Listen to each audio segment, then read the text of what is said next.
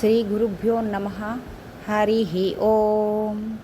నాదు నాల్కపై నిలిచి నాట్యమాడేటి తల్లి, సత్యవాక్కుములు సరసంబుగ పల్కవే వద వద వరదే వాగదేశ్వరి. శివోహం సభ్యులకి స్వాగతం అండి. మనం మహాభాగవతం చెప్పుకుంటున్నాం కదండి. అందులో నిన్నటితో మనకి దొరికినంత వరకు 3 అధ్యాయాలు 3 స్కందాలు అయ్యాయండి. మనకి దొరికినంత వరకు చెప్పుకున్నామండి. అంటే స్కందం పూర్తిగా చెప్పుకున్నాం లేదా అది నాకు దొరికినంత వరకు, అందులో దొరికినంత వరకు మీతో పంచుకున్నానండి. సరే, ఇప్పుడు ఇది చతుర్థ స్కందం అండి, 4వ స్కందం అన్నమాట. ఇందులో మొట్టమొదటిగా దక్ష యజ్ఞం గురించి చెప్తున్నారండి. మనందరికీ దక్ష యజ్ఞం అంటే అది బాగా సుపరిచితమే. దక్ష యజ్ఞం, దక్షుడు అందుకు కొంచెం సుపరిచితం ఉన్న ఇదే అండి ఈ కథ. సరే, మన మహాభాగవత అంతర్గతంగా ఈ భాగవతం అంతర్గతంగా ఈ కథ చెప్పుకుందామండి ఇవాళ. మన చతుర్ముఖ బ్రహ్మగారి సృష్టిలోంచి కొందరు సృష్టించి జరిగిందని మనం గతంలో చెప్పుకున్నాం కదండి. సృష్టికి 10 విధాలుగా ఉంటుందండి. ఒకటి అండ సృష్టి, ఒకటి ఈశ్వర సంకల్పం మనం చెప్పుకున్నాం కదా, సంకల్ప సృష్టి, మైథున సృష్టి, జంతు సృష్టి, ఇలా రకరకాలుగా ఉంటాయండి. అండం నుంచి ఉద్భవించేవి కొన్ని, అలా మైథున సృష్టి, ఈశ్వర సంకల్ప సృష్టి, ఇలా రకరకాలుగా సృష్టిలు ఉంటాయండి. అందులో ఈశ్వర దేహంలోంచి వచ్చిన సృష్టి కొంత ఉంటుందండి. నిన్న మనం చెప్పుకున్నాం కదండి, సంకల్పం చేస్తారు, వాళ్ళ దేహంలోంచే పుట్టేస్తారు. వాళ్ళు అనుకున్నప్పుడు ఆ సంకల్పంతో చూస్తారని. అందులో 10 మంది ప్రజాపతులు బ్రహ్మగారి శరీరం నుంచి ఉద్భవించారండి. ప్రజాపతులు నిన్న మనం కర్దమ ప్రజాపతి అని ఒక ఆయన చెప్పుకున్నామండి. అటువంటి ఆయన ఇప్పుడు దక్ష ప్రజాపతి కూడా ప్రజాపతులు అన్నమాట. వీళ్ళు బ్రహ్మగారు స్వయంగా సృష్టించారు. వీళ్ళు బ్రహ్మ బొటనవేలు నుంచి జన్మించిన వాడు దక్ష ప్రజాపతి అండి. నేత్రంలో జన్మించిన వారు అత్రి మహామహర్షి అండి. అత్రి మహామహర్షి, మనం ఇప్పుడు ఋషులు ఉంటారు కదండి. ఈ ఋషులు అత్రేయస, కాశ్యపుడు, వాళ్ళ గోత్రాలు అయితే అత్రేయస గోత్రం, కాశ్యపస గోత్రం అని వాళ్ళ వంశంలో వస్తూ ఉన్నట్టు వాళ్ళం అండి అని చెప్పుకుంటారు. మనం కశ్యపుడు, అత్రేయుడు, భరద్వాజుడు ఇలా ఉంటారు కదండి. సరే, మనం దక్ష ప్రజాపతిని మనం తక్కువగా అసలు అంచనా వేయలేదు. ఆయన బ్రహ్మ ప్రజాపతిలో ఆయన ఒక ప్రజాపతి. ఆయన ఎంతటి మహానుభావుడు అంటే చాలా మహానుభావుడు అండి. ఆయన శరీరం అంతా మంత్రమయం అండి. ఆయన శరీరం అంతా అంత మంత్రం అంతా అనుష్ఠించి ఇచ్చేసిన ఆయనండి ఆయన దక్ష ప్రజాపతి. అటువంటి దక్ష ప్రజాపతికి 16 మంది కుమార్తెలు కలిగారండి. 16 మంది కుమార్తెల్లో అందరికీ కొంతమందికి ఇచ్చి వివాహం చేశారు. అందులో మూర్తి అనబడే ఆవిడని వివాహం అయితే ఆవిడ గర్భంలోంచి నరనారాయణులు ఉద్భవించారండి. నరనారాయణులు ఉద్భవించారు. వాళ్ళు బద్రికాశ్రమంలో అక్కడ తపస్సు చేయటం, ప్రహ్లాదుడు అక్కడే ఉంటే అందుకే అన్ని బద్రికాశ్రమం అంత పుణ్యక్షేత్రం, అంత గొప్పదైందండి. అక్కడే వ్యాసులు వారు భాగవతం రచించారు. అందుకే బద్రికావనం అంటే సామాన్యమైన ప్రదేశం కాదండి. గొప్ప గొప్ప మహానుభావులందరూ అక్కడ ఉన్నవారండి. సరే, ఈ దక్ష ప్రజాపతికి కలిగిన కుమార్తెలో సతీదేవి అనే ఒక ఆవిడ కూడా ఒక ఆవిడండి. సతీదేవి మనకి రుద్రునికి ఇచ్చి వివాహం చేస్తారండి. 15 మంది దక్ష కుమార్తె సంతానం చెప్పుకున్నాం కదండి, అంతమంది కుమార్తెలు అని. శంకరుడికి సతీదేవికి ఇచ్చి పెళ్లి చేస్తారండి. కానీ శంకరుడికి సతీదేవికి సంతానం కలగలేదండి. ఈ విషయంలో చెప్పడంలో ఒక రహస్యం ఉంది. ఏంటంటే మిగిలిన వాళ్ళందరూ ప్రవృత్తి మార్గాన్ని నడిచేవారండి. అందరూ సంసారం చేయటం, బిడ్డల్ని కంటం, అలాంటి గృహస్థాశ్రమంలో ఉండి అందరం సంతానం కోసం ప్రవృత్తి మార్గంలో వెళ్ళేవారండి. ప్రవృత్తి మార్గంలో వెళ్ళటం దోషమేమీ కాదండి. గృహస్థాశ్రమంలో ఉండి సంతానం కనడం కోసం మనం ఈ ప్రవృత్తి మార్గం ఎంచుకోవడం సంతోషమేమీ కాదు. కానీ శివుడు సతీదేవికి సంతానం కలగలేదు. ఎందుచేతంటే శివుడు సాక్షాత్ బ్రహ్మం అండి.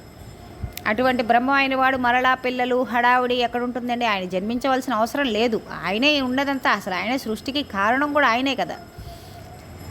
ఒక అవసరం లేదండి. అందుకని 2 సందర్భాల్లో వాళ్ళకి జన్మించారు. అందుకే అసలు శివ కుటుంబం చాలా గమ్మత్తుగా ఉంటుందండి. మనం గణపతి పార్వతీదేవి నలుగులోంచి పుట్టారు అని చెప్పి ఆవిడ సృజించి ఆవిడ ప్రాణం పోసిందని చెప్పుకున్నాం కదండి. గణపతి కుమారస్వామి కూడా పరమతీవుని తేజస్సు, అది కుమార సంభవంలో మనం కుమార షణ్ముఖుని చరిత్రలో తెలుస్తుందండి. ఆయన తేజస్సు ఎలా వచ్చింది, అసలు ఎలా ఉద్భవించారు కుమారస్వామి, ఎలా వచ్చారు ఈ భూపైకి అని. వాళ్ళు శివపార్వతులు బ్రహ్మస్వరూపాలండి. కనుక వాళ్ళకి లౌకిక మైథునముతో సంతానం ఉండదండి. వాళ్ళకి మైథునంతో వాళ్ళకి సంతానం కలగదు. అటువంటి తత్వం కలిగిన వాడు శంకరుడు అండి. దక్ష ప్రజాపతి చాలా అనుకూలంగా చాలా సంతోషంగా ఉండేవాడిని. శంకరుడికి ఇచ్చి పెళ్లి చేశాడు. సతీదేవి అలా అలా ఉంటున్న సందర్భంలో ప్రజాపతులందరూ కలిసి ఒక సత్రయాగం చేశారండి. సో దీర్ఘ సత్రయాగం అంటారు అన్నమాట. ఆ దీర్ఘ సత్రయాత్ర చేసి ప్రజాపతులు అందరూ సత్రయాగం చేసి అక్కడికి అందరూ చతుర్ముఖ బ్రహ్మగారు కూడా వెళ్ళారండి. బ్రహ్మగారు కనబడితే ఏముందండి, ఇంటి పెద్ద అందరూ లేచి నిలబడి సృష్టికర్త కదండి, ఆయన పెద్దవారు కదండి, ఆయన గౌరవించి అందరినీ ఎవరైనా అంతే కదండి, మన పెద్దవాళ్ళు రాగానే లేచి నిలబడి నమస్కారం చేస్తాం. బ్రహ్మగారు వచ్చారు ఆ సభలోకి. ఆ సభలోనే సంతోషించి చాలా కూర్చున్నారు. అలాగే ఆ సభలోనే పరమశివుడు కూడా వచ్చారండి. పరమశివుడు కూడా ఉన్న సందర్భాలు పరమశివుడు కూడా ఉన్నాడండి ఆ సందర్భం. అది చాలా బ్రహ్మాండమైన సభ అని చెప్పుకోవచ్చు. ఎందుకంటే పరమశివుడు గారు బ్రహ్మగారు అందరూ వచ్చారంటే సామాన్యమైన సభ కాదు. అందులో ప్రజాపతులు అందరూ ఉన్నారు, ఋషులు ఉన్నారు, మహర్షులు ఉన్నారు, బ్రహ్మ ఋషులు ఉన్నారు, వీళ్ళందరినీ కూర్చుని ఉన్నారన్నమాట. అయితే ఇందులో దక్షయజ్ఞ ధ్వంసం అనేది చాలా గమ్మత్తైన ఆఖ్యానం అండి. ఎందుకంటే మనకి ఘోరమైన పాపాల జాబితాలో కొన్ని చెప్తారు. అవి ఏంటంటే మన శిశుహత్య ఒకటి, బ్రహ్మహత్య ఒకటి, భ్రూణహత్య ఒకటి, సురాపానం ఒకటి, ఇలాంటివన్నీ మహాపాతకాలు అంటారనమాట. ఇలాంటివన్నీ మనం చేయకూడదు. ఆ మహాపాతకాల జోలికి అసలు మనం వెళ్ళకూడదు. అందులో మహాభయంకరమైనది ఏంటంటే యజ్ఞధ్వంసం. యజ్ఞధ్వంసం చేయకూడదండి. కానీ శంకరుడే ఒక యజ్ఞధ్వంసం చేశాడు అనే దాన్ని మనం దక్ష యజ్ఞధ్వంసం అంటారు. దక్ష యజ్ఞధ్వంసం చేసేదాన్ని వ్యాసుల వారు దానికేదో దక్ష యజ్ఞం అని పెద్ద ఇది పెట్టి బ్రహ్మరథం పట్టారంటే మనం దాన్ని ఒక అధ్యాయంగా ఇక్కడ చెప్పుకుంటున్నాం. కానీ అది ఎలా జరిగింది, యజ్ఞధ్వంసం అంటే ఒక యజ్ఞధ్వంసం చేశారని పెద్ద విషయంగా మనం ఏంటంటే దక్ష యజ్ఞ ధ్వంసం అని చెప్పి పెద్ద కథగా వింటున్నామండి. అది ఎలా జరిగిందంటే అసలు చూద్దాం. ఇక్కడ బ్రహ్మగారు సభలో కూర్చుని ఉన్నారు. సరే, సభలో కూర్చున్న వారు ఎవరు, సామాన్యులు వారు కారని ఇందాక చెప్పుకున్నాం కదండి. అందులో ఋషులు ప్రజాపతులు అందరూ కూర్చున్నారు. ఇప్పుడు ఆలస్యంగా సభలోకి దక్ష ప్రజాపతి ఏదని ముందు ఈ సత్రం యాగం ప్రారంభించింది. అది మెయిన్ క్యాండిడేట్ ఆయనే కదండి, దక్ష ప్రజాపతే కదండి. అందుకంటే యాగం ఆయనే ప్రారంభించారు కాబట్టి. సరే, దక్ష ప్రజాపతి వచ్చారు. ఆయన నడుస్తుంటే అసలు భూమండలం దిగి వచ్చిందని అంత ఆజానుబాహుళ్ళ దక్ష ప్రజాపతి అలా ఉండేవాడు. అంత తేజోమూర్తి అండి. ఆయన కత్తితో చేత్తో దేంతో నరకబడ్డండి. ఆయన శరీరం అంత మంత్రభూయిష్టం అంటండి. ఆయన చూడటంతోనే అందరూ లేచి నిలబడి నమస్కారం చేశారట. కానీ ఆ సభలో చతుర్ముఖ బ్రహ్మగారు భర్గుడు మాత్రం లేవలేదు అని చెప్పారు. ఇక్కడ శంకరుడు అనలేదండి. మనకి భాగవతంలో చెప్పింది ఏంటంటే భర్గుడు మాత్రం లేవలేదు అని చెప్పారు. శంకరుడు అనకుండా శివుడు కానీ శంకరుడు అని కానీ రుద్రుడు అని కానీ అనలేదు, భర్గుడు అని పేర్కొన్నాడు. దక్షధ్వంస రహస్యం అంతా ఈ నామంలోనే ఉందండి. భర్గుడు లేవలేదు. భర్గుడు అనగా ఎవరు అంటే మన అష్టమూర్తి తత్వంలో భర్గుడు అనే ఒక నామం అండి. భర్గుడు అంటే తేజస్వరూపుడు అని అర్థం. భా అంటూ ఉంటాము. భాస్వ అంటే ఆత్మ తేజస్వరూపం అన్నమాట. ఆత్మస్వరూపే పరబ్రహ్మ స్వరూపైన వాడు. అటువంటి భర్గనామం ఉచ్చరించిన మాత్రంలోనే మనలోని అజ్ఞానం తొలగిపోతుందంటారు. భర్గనామం అంత గొప్పదంట. అందులో అజ్ఞానం పోగొట్టే స్వరూపంగా ఉన్నవాట. ఆయనకి రాగద్వేషాలు ఉండవు. మనం చెప్పుకున్నాం కదండి, అంతటా బ్రహ్మాన్నే చూసి రమిస్తూ ఉంటారు. ఆయనకి రాగం ద్వేషం, ఒకళ్ళంటే కోపం, ఒకళ్ళంటే ఇష్టం, అలాంటివి ఏమి ఉండవు అన్నమాట. అందుకే ఎప్పుడు శంకరుడు ఎప్పుడు పద్మాసనంలో కూర్చుని అలా పరవశించిపోతూ తనలో తానే రమ్మించుకుంటూ ఉంటాడు. మనం ఎప్పుడైనా కనుక అంతే కదండి, మన పరమశివుడు ఫోటోలు చూసామనుకోండి, ఎప్పుడు ఎక్కడైనా సరే ఆయన అలా మెళ్ళో మాల పావులు అవన్నీ వేసుకుని అలా తనలో తను రమించిపోతూ అలా ఉంటుందా. ఎప్పుడైనా పరమశివుడు మనం అలాగే చూస్తామండి ఎక్కువైనా సరే, ఎప్పుడు ఫోటోలే. అందుకనే కదండి ఆయన ధ్యాన శ్లోకంలో పాతాళ నభస్థలాంత భువన బ్రహ్మాండ మా విస్ఫుర జ్యోతిస్పాటికలింగమౌళి విలసత్ పూర్లేందు వాంతామృతై అస్తోకాపుల్లమేకమనీసం రుద్రాను వాకేద్యపేత్ ధ్యాయే ఈప్తి చ సిద్ధయే ద్రౌపదం విప్రో భీషంచ చిహ్నం బ్రహ్మాండం వ్యాప్తదేహ హిమరుచ భాసమానా భుజంగై కంఠే కాలకపర్దక కలిత శశికళా చంద్ర కోదండహస్త ద్రక్షా రుద్రాక్షమాల సులలోపుతూ శాంభవామూర్తిభేద రుద్రా శ్రీరుద్రస్పకటతి వావా న ప్రయశ్చంతు సౌఖ్యం. ఆయన ధ్యానస్సులో కోదండి. ఆయన ధ్యానం ఆ ధ్యాన శ్లోకంలో ఎలా ఉంటుందంటే ఈ భూమి అంతా నిండిపోయిన వాడంతా ఆయన ఆ శివలింగం, ఆ భూమి ఆకారం అంతా మొత్తం ఒక శివలింగం అండి. ఆ చంద్రం ఉంటాడు కదండి, చంద్రుడు. ఆ చంద్ర రేఖలోంచి అమృతం పడుతూ ఉంటుందండి. అలా పడిన అమృత దారాల చేత తడిసిపోతూ ఉంటాడండి. ఆయన ఎంత ఎప్పుడు చల్లగా ఉంటాడండి, మనందరినీ చల్లగా చూస్తూ ఉంటాడండి. అందుకే శివలింగానికి ఎప్పుడు మనం ధారాపాత్ర పెట్టి ఒక దర్భ పెట్టి తడిసేతిగా ఎప్పుడు ఉంచుతామండి. శివలింగం పొడిగా ఉండకూడదని అభిషేకం మొదలు పెడితే మాత్రం పువ్వు బోర్లించి వేస్తామండి. అందుకని ధారాపాత్ర నుండి శివలింగం మీద ఎప్పుడూ నీళ్ళు పడుతూ ఉంటాయి. అమృతంతో తడిసిపోయితే దేహంతో ఉంటాడండి. అటువంటి శంకరుడు మహాజ్ఞాని అండి. ఆయన తలుచుకుంటేనే ఈప్సిత మాత్రాన అంటారు, అంటే తలుచుకున్నంత మాత్రానే జ్ఞానం వస్తుంది. అటువంటి శంకరుడు అండి. అటువంటి శంకరుడు అసురు సంధ్య వేళలో ఆకాశ మార్గంలో వెళ్తూ ఉంటాడంటండి. అలా వెళ్ళేటప్పుడు భూమండలం మీద ఎక్కడా దిగడండి. ఆయన ఒకే ఒక్క చోట దిగుతాడట. భరతఖండంలో ఒకే ఒక చోట, అది ఒక శ్రీశైల కొండ మీద మాత్రం దిగుతారంట. ఆయనకి ఎంతో సంతోషం మరి ఆ శ్రీశైల కొండ అంటే. మరి అసురు సంధ్య వేళలో అక్కడ ఎప్పుడు శ్రీశైల కొండ మీద రోజు వచ్చి అక్కడ దిగుతారంటండి కొండ. అందుకే అసురు సంధ్య వేళలో మనం శంకర్లు ఆ భూమి మీదకి వస్తారు కాబట్టి మనం ఎప్పుడు అసురు సంధ్య వేళలో ఎప్పుడు భగవన్ నామని చెప్తూ ఉంటే ఆయన ఎప్పుడైనా మన వంక చూడకపోతాడా, ఆయన పిలుస్తుంటే శివ శివ అని మన ఆరాటం అండి. సరే, అలా జ్ఞానం ఇచ్చేవాడు ఆత్మస్వరూపి అయినవాడు. గురువు, శిష్యుడు, తండ్రి అని మామాలు భేదాలు అలాంటివి ఉండవండి ఆయనకి.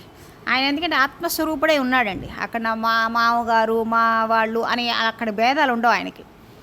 అక్కడ దక్ష ప్రజాపతికి మాత్రం అల్లుడిగా కూర్చుని లేడు, అక్కడ మహాజ్ఞాని అయి కూర్చుని ఉన్నాడు. ఇది చెప్పడానికి మనకు భర్గుడు అనే పదప్రయోగం జరిగిందండి. సరే, ఇది ఒక ఆత్మతత్వం ఎరుకొచ్చిన తండ్రికి కొడుకు ఎక్కడున్నాడు, గురు శిష్యుడు ఎక్కడున్నాడు, అంతా ఒక్కటే కదండి. వాళ్ళకి అంతా ఆత్మతత్వంలో ఉన్నప్పుడు ఏముంది, అందరూ ఒకటే. వాళ్ళకి నా మామగారు, నా భార్య, లేకపోతే నా వాళ్ళు అని ఉండదు కదా. అంతా ఆత్మ, ఒక్కటే ఆత్మ. అలా రమించిపోతూ ఉంటారండి. అజ్ఞానంతో వర్ణించి ఆ అజ్ఞానం వాళ్ళు ఏంటంటే ఇంకా అజ్ఞానంతో ఇలా ఉన్న వాళ్ళు మన్నిస్తూ ఉంటారు. ఏ అజ్ఞానాన్ని తీసేసి ఎవరైతే జ్ఞానం వైపు తీయగలడో వాడు భర్గుడు అంటారండి. అజ్ఞానాన్ని చూసి ఆయన కోపపడేటట్లుగా ఆయన కూడా అజ్ఞానం అయిపోతాడు కదండి. అందుకని కోపం అనేది ఉండదండి ఆయనకి.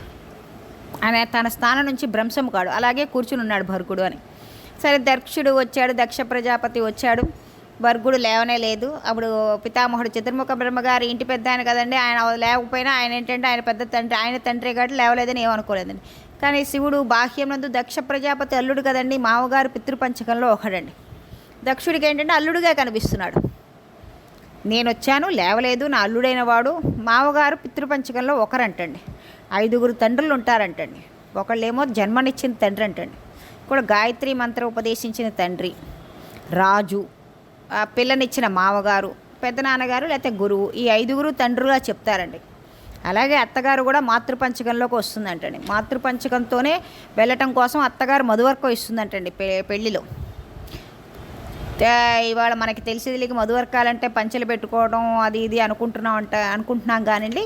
అసలు మధువర్కం అంటే అది కాదండి. ఒక వ్యక్తి తన కూతురికి భర్తగా కాబోతున్నాడని చెప్పి అత్తగారు అల్లుడిని తన కొడుకుతో సమానం, అత్తగారు తల్లి స్థానం పొందాలని అత్తగారు అల్లుడికి కూడా కొడుకులాగా అన్నం పెట్టాలి, అంత ప్రేమ వాత్సల్యంతో ఉండాలని, ఈ ప్రేమ నేను నీ యందు ప్రకటిస్తున్నాను, ఇంకా నీవు నా కొడుకుతో సమానము, నేను నీకు అమ్మతో సమానము, మన ఇద్దరిది ఇంకా తల్లి కొడుకుల సంబంధమే అని ఆవిడ ఒక పాత్రలో తేనె పట్టుకుని వస్తుందంటండి.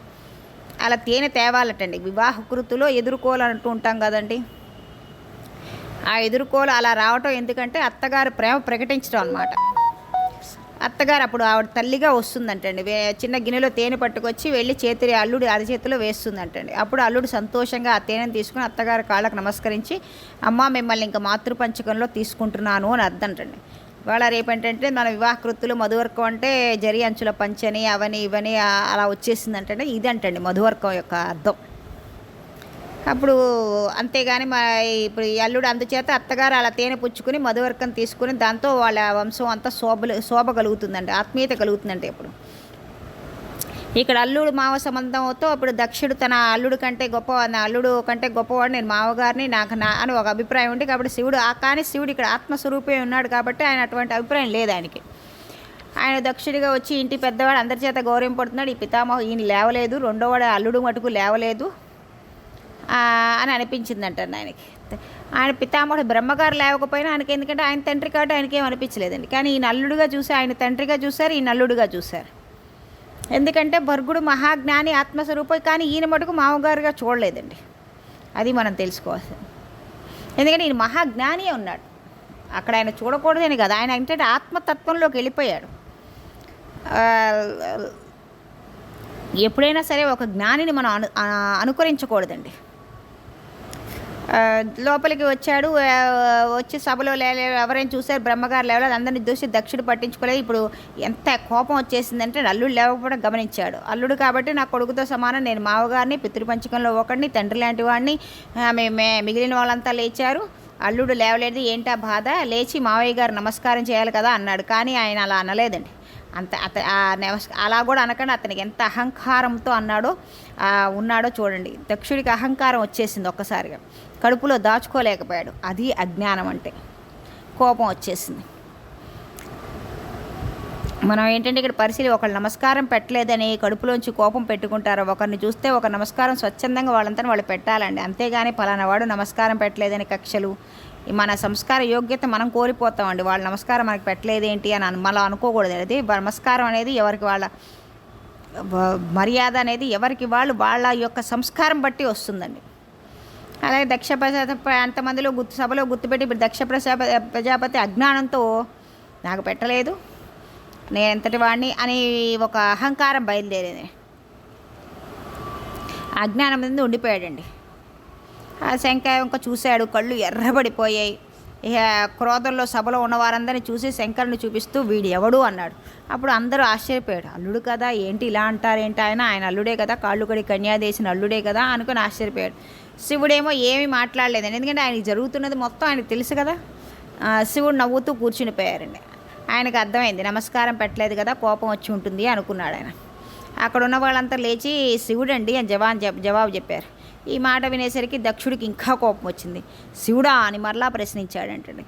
శివుడు అనగా మంగళం ఇచ్చేవాడు అని అర్థం కదండి. అంటే ఆయన ఎప్పుడు మంగళాలే చేస్తూ ఉంటాడు. అమంగళం అనేది ఆయనకి చేత కాదు. అసలు అమంగళం అనేది ఆయన ఇవ్వడు.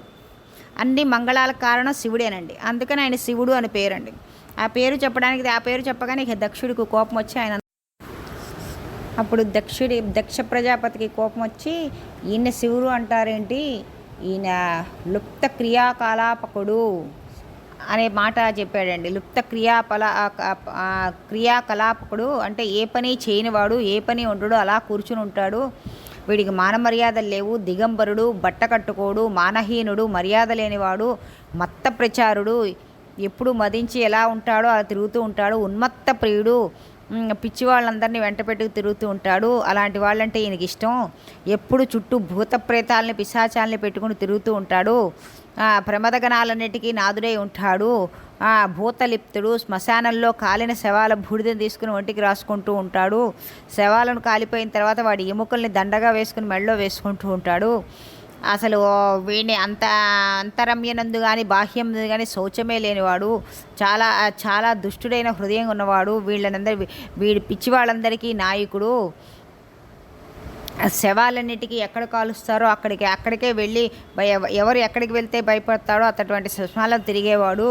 జుట్టు దువ్వుకోనివాడు, ఎప్పుడు విరజమ్ముకుని తిరిగేవాడు. వీడిని చూస్తేనే భయం వేస్తుంది, ముట్టుకో బుద్ధి కాదు, అమంగళకరుడు. ఇతన్ని శివుడు అని పేరు ఎవరు పెట్టారు? ఇతను ఇంత అమంగళకరుడు, ఇతనికి శివుడు ఎలా అని పేరు పెట్టారు?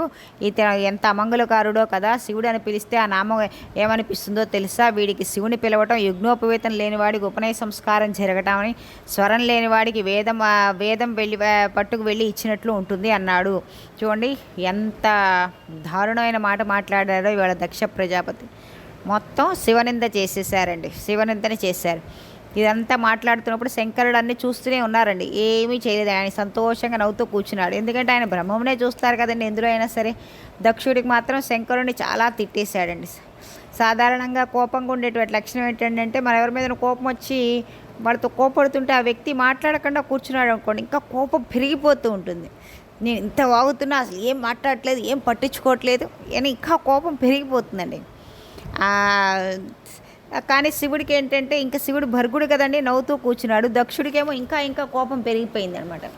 ఇక్కడ మనం ఒక విషయం గుర్తుంచుకోవాలండి. ఆయన ఇప్పుడంతా శివుడిని తిట్టాడనే కానివ్వండి, శివుడిని అంత నింద చేశారనే కానీ అది కూడా ఒక స్తోత్రమే కూర్చుందండి. లుప్త క్రియాకలాపకుడు అని ఒక మాట అన్నాడండి. అంటే ఏంటి? ఏ పనులు చేయనివాడు అని.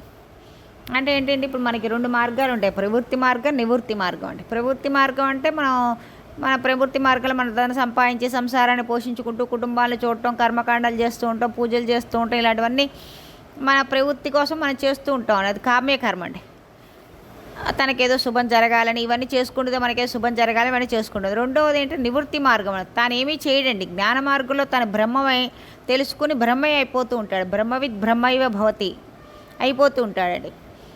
ఈశ్వరుడు మనకి సర్వకాలయందు ఇది లోకమంతా దర్శనం. ఆయన ఈశ్వరుడిని అంతా చూస్తూ ఉంటాడు. ఆయన ఈశ్వరుడు అంతా బ్రహ్మమై కనిపిస్తూ ఉంటుంది. అలా ఉండగల మహపురుషులు ఎవరుంటారో వారు నివృత్తి మార్గం నందు ఉన్నవారండి. వాళ్ళు కర్మలు చేయని అవసరం లేదండి. వాడు శరీరంతో ఉన్న నివృత్తి మార్గంతో ఉంటారని తప్ప ప్రవృత్తి మార్గంలోకి వెళ్ళరండి. వాళ్ళ జీవితం చాలా గమ్మత్తుగా ఉంటుంది. అది సామాన్యుడు. మనందరం వాళ్ళని చూసి వాళ్ళు ఏం కర్మలు చేయట్లేదు కదా అని మనం వాళ్ళని చూసి మనం ఇదే అవ్వకూడదండి. మనం ఎప్పుడు మన నివృత్తి మార్గంలో ఉన్నవాళ్ళం మన నివృత్తి మార్గం పతాయి స్థాయికి వెళ్ళినప్పుడు ఒక మహాజ్ఞానితో మనం పోల్చుకోకూడదండి. మనం ఎంతంటే మనం ఈ మార్గంలో ఉన్నవాళ్ళం అండి. మహాజ్ఞాని వేరు. మనకి అంత బ్రహ్మం కనిపించదండి. ఆ స్థాయి వెళ్ళేదాకా మనం చాలా వెళ్ళేది వరకు మనం వాళ్ళని అనుకరించకుండా ఆ స్థాయి వెళ్ళిన తర్వాత అప్పుడు మనం ఆ స్థాయిలో ఉంటే అప్పుడు మనం ఇది ఉండే. ఎందుకంటే ఒక మహాపురుషుడు ఎలా ఉంటుందంటే అంటండి, ఒకరోజు మనం భక్తితో ఉండాలి తప్పితే వాళ్ళని అనుసరించకూడదండి. వాళ్ళ ఎందు మనం భక్తితోనే ఉండాలి. మనం కూడా అలా అయిపోదాం, నివృత్తి మార్గంలో మనం కూడా అలాగే ఏ కర్మ చేయకుండా అలా ఉండిపోదాం అని అనుసరించామనుకోండి, మన జ్ఞానం వస్తే ఒకనాడు ఆ స్థితికి వెళ్ళాలి. కానీ ఆ జ్ఞానం రాకుండా ఆ స్థితికి వెళ్ళి వాళ్ళని అనుకరించకూడదు. ఎందుకంటే వాళ్ళ జ్ఞానం ఎలా ఉంటుందంటే, ఉదాహరణకి రమణ మహర్షి ఒకసారి అరుణాచల కొండపైన కూర్చుని ఉండగా ఒకసారి దక్షిణామూర్తి కూర్చునే మర్రి చెట్టు దగ్గర అక్కడ ఆకుంటే అక్కడ అటువైపు వెళ్తుండగా ఆయన కాలు వెళ్ళి అక్కడ ఒక తేనెటీగ పట్టుకుంటే దానికి తగిలిందంటండి. నిష్కారణంగా ఆ తేనెటీగకి వెళ్ళి నా కాలు తగిలింది కదా, అందుకని ఆ తగిలేసరికి ఆ తేనెటీగలన్నీ వచ్చి ఆయన కాలుకి బాగా పట్టేసి బాగా కుట్టేసాయంటండి. అప్పుడు ఆయన అనుకున్నారంట రమణ మహర్షి, నిష్కారణంగా నా కాలు వెళ్ళే పాపం ఆ తేనెటీగల్ని తగిలింది కదా, అందుకనే అందుకని ఈ కాలు శిక్షార్హులు. అందుకని అప్పుడు ఆయన ఏంటంటే ఆ కాలు ఆయన అలా ఇచ్చి వదిలేశారండి ఆ తేనెటీగలకి. అది శిక్షను పొందాలి. అలా మొన్న వదగలిగిన అంత జ్ఞానం మనకుంటే అప్పుడు మనం కూడా వాళ్ళతో పోల్చుకోవచ్చండి. అదే అండి, ఆత్మకి శరీరానికి అది భేదం లేదు, ఆత్మ అంతా ఒక్కటే అని ఆ వస్తువుని చూసిన వాళ్ళండి. అలాంటి చూసిన వాళ్ళు ఏంటంటే నివృత్తి మార్గం కన్నా నివృత్తి మార్గానికి వెళ్ళొచ్చు అనమాట. ఆయన ఏంటంటే అలా చూస్తారు. ఇప్పుడు మనం అలా ఉండగలమండి. అదే తేనెటీగలు వచ్చి మన కాలు కుట్టేస్తే అయ్యో లబో దిబో అని కూడా పెద్దగా కేకలు వేసి సరిచేసి చాలా గందరగోళం చేసేస్తాం. ఆయన కాబట్టి అదేంటంటే ఇది కాలు తప్పు చేసింది, కాలు తనకు వెళ్ళింది కాబట్టి ఆ కాలు ఆ తేనెటీగలకు అప్పగించి అలా చూస్తూ సాక్షిగా ఉండిపోయారండి. అది ఆ జ్ఞాని యొక్క బ్రహ్మం దర్శించే వాళ్ళ యొక్క జ్ఞానం అంటే అలా ఉంటుందండి. అది అందుకని ఈ నివృత్తి మార్గంలో ఈ శివుడు ఇప్పుడు ఈ దక్ష ప్రజాపతిలో మన శివుడు కూడా అంతేనండి. ఆయన ఎల్లప్పుడు అందరినీ బ్రహ్మంలోనే చూస్తున్నారు, ఆ బ్రహ్మాన్నే చూస్తున్నారు. అందుకని ఆయన ఏం చేయక్కర్లా. ఆయన అందుకు లుప్త క్రియాకలాపకులు అంటే ఆయన ఏం చేయక్కర్లా, ఆయన కర్మలు చేయక్కర్లా. ఎందుకంటే అన్ని కర్మలు తానే ఉన్నాడు. వాడి కర్మకేంటి ఇంకా కర్మ చేయాల్సిన అన్ని కర్మల్లోనూ తానే ఉన్నవాడికి ఇంకా కర్మ చేయాల్సిన అవసరం ఏంటండి? అది అన్నమాట అక్కడ. అందుకని లుప్త క్రియాకలాపకుడు అంటే నిజంగానే ఆయనకి చెల్లిందే కదా ఆ మాట. అది నింద కూడా ఆయనకి స్తోత్రమైంది. అలాగే మానవహీనుడు, మర్యాద లేనివాడు, మత్తపరాయణుడు, ఉన్మత్త ప్రియుడు. ఉన్మత్తం అంటే పిచ్చి అండి. అసలు నిజంగా వేదాంతం బాగా తలకెక్కించుకొని మనం గట్టిగా గబక్కన ఇప్పుడున్న సమాజంలో మాట్లాడితే వీడు పిచ్చి పెట్టిందిరా అంటారు. నిజంగానే అదంట. వేదాంతం బాగా తలకెక్కితే పిచ్చి అంటారండి. అందాక ఎందుకంటే మనమే మన ఇంట్లో ఏదైనా గబక్కన ఏదైనా ఇలా మాట్లాడుతుంటే దీనికి పిచ్చి పెట్టింది అంటారు. అది సహజం, ఉన్మత్తం. ఆ ఉన్మత్త ప్రియుడు అని ఆయన అంటే అదే అంటే అందుకనే అండి వేదాంతంగా బతికే వాళ్ళని ఫస్ట్ పిచ్చిగానే చూస్తారండి. సరే, తర్వాత దిగంబరుడు. ఆ దిగంబరుడు అంటే ఏంటి? బట్ట కట్టుకొనివాడని ఒక అర్థం ఉంటుందండి. దిక్కులే తన బట్టగా వస్త్రంగా కట్టుకున్నవాడని రెండో అర్థం అండి. ఆయనకి దిక్కులు అన్నీ ఆయనే కదండి, మొత్తం సర్వం వ్యాపించిన ఆయనకి ఇంకా దిగంబరుడు కాక ఇంకెవరండి ఆయన?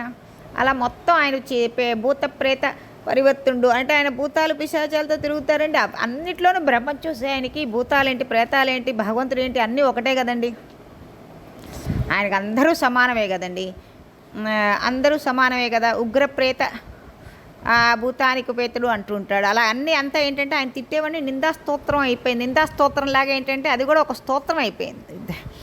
దక్షుడు చెప్పింది కూడా ఆయన స్తోత్రంగా అయిపోయింది అనమాట ఆయనకి. అంటే అమంగళం కాని చోట అసలు నిజంగా చెప్పాలంటే అమంగళం అమంగళం అడమంగళం ఆయన శ్మశానంలో అంటారు కానీ అసలు మనిషి శ్మశానానికి వెళ్ళి చచ్చిపోడు కదండి. ముందు ఇంట్లోనో హాస్పిటల్లోనో రోడ్డు మీదో రైల్లోనో బస్సులోనో ముందు ఇక్కడే చనిపోయి తర్వాత శ్మశానానికి వెళ్తాడు. ఏ మనిషి ముందు శ్మశానానికి వెళ్ళి చచ్చిపోడు కదండి. శ్మశానం అమంగళకరం ఎలా అనుకుంటాం, మన ప్రపంచం ఏంటో అది అంతే, అది కూడా ఒక భాగం అంతే కదండి. అయితే అట్లా ఇప్పుడు అలాగే ఈ విధంగా దక్షుడు ఇన్ని మాటలు నిజంగా మంగళం చేసేవాడు కాబట్టి ఆయన ఏమీ అనలేదండి. ఎందుకంటే ఇవన్నీ కూడా ఆయనకు అలాగే అనిపించాయి. నిజమే కదా, నా గురించి నాకే ఆయన చెప్తున్నాడు, ఇవన్నీ ఆయనవే కదా, బ్రహ్మమే కదా అంతా. ఆయనకేంటంటే ఇవన్నీ ఆయనకి నింద స్తోత్రంగానే అనిపించింది. అందుకని ఆయన నవ్వుతూ అలాగే కూర్చునిపోయాడు. ఆయన దూషణ భూషణ రెండు ఒకేలా చూస్తారు కదండి. ఆయనకేంటంటే ఆయన బ్రహ్మంలో రమించేవారు కాబట్టి అందుకని చెప్పి ఇంకా అలా ఉండిపోయి ఆయన ఆ సభ అయిపోయింది. ఆయన పాటికి వెళ్ళిపోయిన తర్వాత ఇంకా దక్షుడు ఇంకా కోపం వచ్చేసింది. ఇన్ని మాటలు అంటున్నా కూడా నాకేమీ పలకలేదు, ఇది లేదు, నమస్కరించలేదు, ఇన్ని అంటున్నా కూడా కాబట్టి ఇవాళ జరిగేటి ఆయన ఏమన్నాడంటే ఇటువంటివి ఏవైనా యాగాది కృతులు జరుగుతుంటే నీకు హవిర్భావం లేకుండా చేస్తాను అని శపించాడండి. అంటే ఇంక అహంకారం అంత వచ్చేసింది. అంటే ఈయనేం మాట్లాడట్లేదు, ఆయన ఎంత తిడుతున్నా ఆయన ఇచ్చేస్తున్నా. ఈశ్వరునికి హవిర్భావం లేనప్పుడు ఇంకా యజ్ఞం ఏంటి, యాగం ఏంటి, ఆ యాగాదులు ఏంటి అనిపించుకోవు, అదొక అజ్ఞానమే అంతే. మరి అది అజ్ఞానంలో దక్షుడికి అప్పుడు ఇది వచ్చేసిందండి. ఈశ్వరుడికి లేనప్పుడు ఇంకేంటండి, ఆయన యజ్ఞం హవిస్సు భాగం లేకుండా ఆయన శపించి అక్కడి నుంచి వేగంతో విసురుగా లేచి వెళ్ళిపోయాడు. అప్పుడు శంకరు కూడా ఇంకేమీ అనలేక అదే విచిత్రం, దక్షుడు ఇంత కోపతే ఇంకా శపించినా కూడా శంకరుడు ఏమీ అనకుండా ఊరికే వెళ్ళిపోయాడండి. ఇప్పుడు ఏముందండి, ఇప్పుడు ఒక అగ్నిహోత్రం ఉంది, కోపం వచ్చిందనుకోండి, మనకు అగ్నిహోత్రం మీద కోపం వచ్చిందనుకోండి, దిక్కుమాలని ఒక అగ్నిహోత్రమా అని తిట్టేసేసి దాని మీద ఏంటో ఇసిరేసాం అనుకోండి, కొబ్బరి చెప్పో ఏదో పెట్టి ఇసిరేసాం అనుకోండి, ఆ అగ్నిహోత్రం దాన్ని కాల్చేస్తుంది తప్పితే దానికేం అవ్వదు కదా. కొబ్బరి దాన్ని తిట్టినంత మాత్రాన దానికేమి కాదు, ఆ కొబ్బరి చెప్పే కాలిపోతుంది, దాన్ని ఏది పెట్టుకుంటావో అది కాలిపోతుంది, అంతే, అగ్నిహోత్రం ఏమవదు. అలాగే రగిలిపోతున్న బ్రహ్మము ఏ శాపం వాళ్ళకేం తగలదండి. అలా దక్షుడు అలా శపించాడంతే.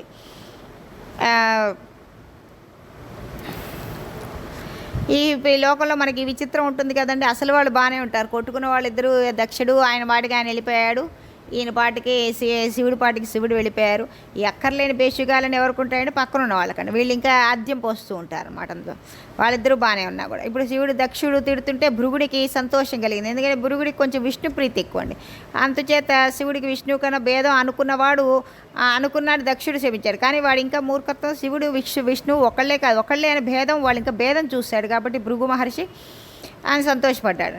శివుడు తిడుతుంటే కానీ అని చెప్పి ఆయన ఇంకా సంతోషించాడు. ఈ నందీశ్వరులు వీళ్ళు ఉంటారు కదండి, వీళ్ళేమో మా శివుడిని ఇన్ని మాటలు అంటారా, మా శంకరుడిని పట్టుకుని ఇన్ని శాపాలా, ఇన్ని మాటలు అంటూ శపిస్తాడా అని దక్షుని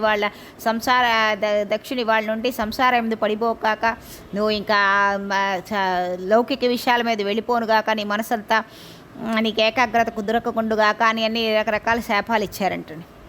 అలా ఇచ్చేసి ఇంకా చెప్పే మధ్య వాళ్ళకి వస్తుంది కదండి, మెయిన్ వాళ్ళకి ఏమి ఉండదు, మధ్యలో వాళ్ళు పుల్లలు పెడుతూ ఉంటారు అన్నమాట. నందీశ్వరుడే శాపాలు ఇచ్చేసరికి భృగుకు కూడా కోపం వచ్చి ఆయన భృగుడే మా సమాజం ఎలా అవుతుంది, దక్ష యజ్ఞం మాకు నేర్పుతుంది. చూసారండి, మనకే దక్ష యజ్ఞం సమాజంలో మనం ఇలాంటి వాళ్ళకే దక్ష యజ్ఞం కూడా ఒక పాట నేర్పుతున్నాడు. అందుకే ఇద్దరికి శాపాలు ఇచ్చుకున్నారు భృగు మహర్షి, మళ్ళీ నందీశ్వరులు, వీళ్ళు ఎవరికి వాళ్ళు ఎదురుబెదురుగా వాళ్ళు శాపాలు ఇచ్చుకున్నారు, పాటికి వెళ్ళిపోయారు. సరే అదంతా అయిపోయిన తర్వాత సరే కొన్నాళ్ళు అలాగే గడిచిందండి. సరే కొన్నాళ్ళు ఇంటికి వెళ్ళిన తర్వాత ఇదంతా మొత్తం శివుడు పార్వతీదేవికి ఏమీ చెప్పలేదంటండి. ఈ సతీదేవికి అక్కడ జరిగిన విషయాలు ఏమీ చెప్పలేడు అన్నమాట. చెప్పకుండా ఆయన పాటికి ఆయన ఉన్నాడనమాట. తర్వాత కొన్నాళ్ళు అయిపోయిన తర్వాత దక్షుడు కక్ష వదలలేదండి. ఎలాగైనా సరే రుద్రుని అవమానించాలి అనుకుని ఇప్పుడు నిరీశ్వర యాగం అనే కొత్త వ్రతం మొదలుపెట్టాడండి. అంటే శంకరుడికి హవిస్సు భాగాలు ఇవ్వననుకున్నారు కదండి, చెప్పించారు కదండి. అందుకే నిరీశ్వర యాగం అని చెప్పి ఒకటి యాగం చేస్తూ అందులో ఆహ్వానాలు అందరికీ పంపించాడండి. చేయబోయే యాగాను బృహస్పతి స్తవం అని పేరు పెట్టాడండి. దానికి దక్ష ప్రజాపతి అధిపతి వెళ్ళకపోతే ఎవడైనా శపిస్తాడేమో అని అందరూ కొంతమంది వెళ్ళారండి. ఎందుకంటే మళ్ళీ దక్ష ప్రజాపతి పిలిచి వెళ్ళకపోతే ఇదేమో అని వెళ్ళాడండి. ఎందుకంటే ఇదంతా చేస్తుంది శంకరుడి మీద కక్షతో అండి, ఆయన మామూలుగా చేయాలని చేయట్లేదండి. కానీ సరే వాళ్ళు అందరూ దక్ష సభకు వస్తున్నారండి. కొందరు రాని వాళ్ళు ఉన్నారు అండి, వాళ్ళు జ్ఞానం ఉన్నవాళ్ళండి. అందుకని మహావిష్ణువు రాలేదండి, చతుర్ముఖ బ్రహ్మగారు రాలేదండి. మిగిలిన వాళ్ళు కొంతమంది ఋషులు వాళ్ళు వెళ్ళారు. ఒకరోజు ఇక సతీదేవి అంతర్పై భాగం నుండి చూస్తుంది. పైన అందరూ విమానాల్లో వెళుతూ వాళ్ళు చెప్పుకుంటున్నారు, దక్ష ప్రజాపతి యాగం చేస్తున్నాడు, ఆహ్వానం వచ్చింది, అందుకని మేము అందరం వెళుతున్నాం అని చెప్పుకోగానే ఆవిడ వినేది. ఆవిడ విని గబగబా అంతఃపురంలోంచి కిందకి దిగి శివుడి దగ్గరికి వచ్చి ఆవిడంది, ఎంత బాగా పిలిచిందో చూడండి, అభవా అంటే స్వామి అభవా అని. మీరు దయామయులండి, మీలాంటి భర్త దొరకడం నా అదృష్టం. మీ శరీరంలో అర్ధభాగం నాకు ఇచ్చారు. నేను మీ దగ్గర పొందిన గౌరవం ఏ భార్య తన భర్త దగ్గర పొందలేదు. మీరు నన్ను అంత గౌరవంగా నాదొక మాటగా గౌరవంగా చూసుకుంటూ ఉంటారు, నన్ను గౌరవించారు. నాదొక మాట అండి, పుట్టింట్లో ఏదైనా ఉత్సవం జరుగుతున్నప్పుడు ఆడపిల్ల మనసంతా పుట్టింటికే వెళ్ళాలని ఉంటుంది కదండి. ఏ ఆడపిల్లకైనా పుట్టింటికి వెళ్ళాలని ఎప్పుడూ మనసు ఉవ్విళ్ళు ఉడుతూనే ఉంటుందండి. అందులో తండ్రి మీద విశేషమైన ప్రేమ ఉంటుంది. మా నాన్నగారు యాగం చేస్తున్నారు చూసారా, వాళ్ళందరినీ మంచి మంచి పట్టుబట్టలు కట్టుకుని మంచి హారాలు నగలు వేసుకుని వాళ్ళందరూ వాహనాల మీద చేస్తూ ఉంటారు. నాకు కూడా మా తండ్రి గారికి చేస్తున్న యాగానికి వెళ్ళాలనిపిస్తుంది అందంట. అంత సతీదేవికి ఆ పుట్టింటి మీద మమకారం అలా అనిపిస్తుందండి. ఆడపిల్లలకి ఏంటంటే పుట్టింటికి వెళ్ళాలి, చెయ్యాలి, అక్కడ నేను సంతోషంగా వాళ్ళందరితో తిరగాలి, చెయ్యాలి అనిపిస్తుంది కదండి. మీరు ఎప్పుడూ తపస్సులు అలా కూర్చుని ఉంటారు, ఏమీ పట్టించుకోరు. ఇప్పుడు ఈ జరుగుతున్న యాగం చూడటానికి నా 15 మంది అక్క చెల్లెళ్ళు వస్తారు, మా పిన్నులు వస్తారు, మా అమ్మ మా తమ్ముడు అందరూ వస్తారు. మా నాన్నగారిని చూసి చాలా రోజులైంది, ఒకసారి చూసి వద్దాం అనిపిస్తుంది, మనం కూడా యాగానికి వెళదాం అంది. ఆహ్వాన పత్రములు వాళ్ళందరికీ వెళ్ళాయి, వీరికి ఆహ్వాన పత్రిక రాలేదండి. కాబట్టి వెళ్ళవచ్చునా, ఇంట్లో ఏదైనా కార్యం జరుగుతుంటే అల్లుడి గారిని ముందు పిలవాలి కదండి. పిలుపుకి ఆ గౌరవం ఉంది, పిలుపుకి మరొక గౌరవం ఉందండి. అంతే కదండి. ముందు మన ఇంట్లో కార్యక్రమం చేస్తుంటే మన అల్లుడు గారిని మనం పిలవాలి కదండి. ముందు ఒక ఉత్సవం జరుగుతున్నప్పుడు ఎలా పడితే అలా పిలవడానికి వీల్లేదండి. అసలు ఇదివరకు కాలంలో అయితే ఇంటికి వెళ్ళి ఆహ్వానించి వచ్చేవారండి. ఇప్పుడు అంత లేకపోయినా కనీసం గౌరవ పురస్కారాలతో అయినా పిలవాలి కదండి. తమకు ఆహ్వానం రాలేదు కదా. అట్లుండగా అప్పుడు శంకరుడు సతీదేవి చూశాడండి. ఆయన మనసునికి పసిగట్టింది కదండి. ఆయన ఏం చెప్పలేదు, ఇలా ఆహ్వానం రాలేదు కదా అని కూడా మాట అనలేదు. కానీ ఆవిడ మనసు ఊరికే తెలుసుకోగలదు, వాళ్ళిద్దరికీ ఒక మనసులోది మనసు వాళ్ళు తెలుసుకోగల ఆది దంపతులు కదండి. ఆ మనసు తెలిసి ఇల్లాలి కదా సతీదేవి. అప్పుడు ఆవిడ అందనమాట, ఏమండి పిలవలేదు అందుకొని మనం వెళ్ళకూడదు అన్నట్టుగా మీరు చూస్తున్నారు. పిలుపు అనేది ఎవరి దగ్గర నుంచి వస్తే వెళ్ళాలో తెలుసా. కొంతమంది పిలిస్తేనే వెళ్ళాలి, కొంతమంది పిలవకపోయినా వెళ్ళాలి. అలా ఎవరి ఇళ్ళకి వెళ్ళాలో తెలుసా, పిలవకుండా మనం ఎలా పెడతాము అని అంటారేమో. తండ్రి గారింటికి పిలవకుండానే ఆడపిల్ల వెళ్ళొచ్చండి. ఎందుకంటే చతుర్థి విభక్తి వేసి కన్యాదానం చెయ్యడు. తండ్రి అనేవాడు చతుర్థి విభక్తి వేసి కన్యాదానం చేయుడు. గురువుగారి ఇంటికి పిలవకపోయినా కూడా వెళ్ళొచ్చంటండి. గురువుగారు దర్శనం చేసుకుని రావచ్చు. మంచి మనసు గల స్నేహితుడి ఇంటికి ఎప్పుడప్పుడు వెళ్ళి చూసి వస్తూ ఉండవలను. ఆయన పిలవక్కర్లేదు, పిలవలేదని మనం వెళ్ళటం మానేయక్కర్లేదు. రాజుగారింటికి కూడా మనం పిలవకుండానే వెళ్ళి రావచ్చు. రాజు పిలవలేదు అనుకోక్కర్లేదు. కాబట్టి మనం వెళ్ళలేదు అనకూడదా.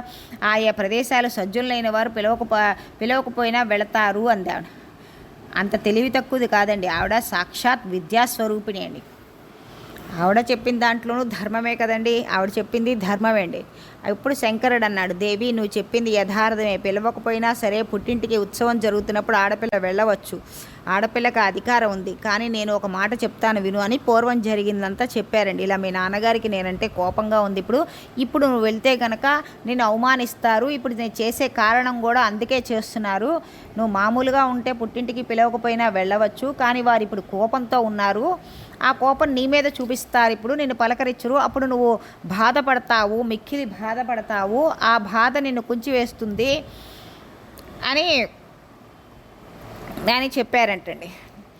అందుకని చెప్పి నేను అంగీకరించలేకపోతున్నాను అన్నాడంట. అప్పుడు